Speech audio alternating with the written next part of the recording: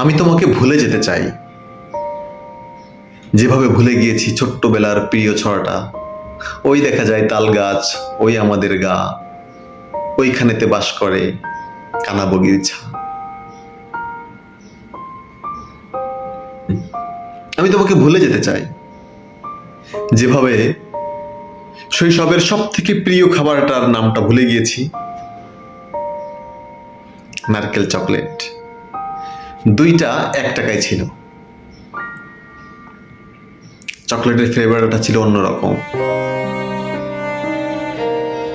অনেকক্ষণ ধরে চুষে চুষে খেতাম। আমি তোমাকে ভুলে যেতে চাই, যেভাবে ভুলে গিয়েছি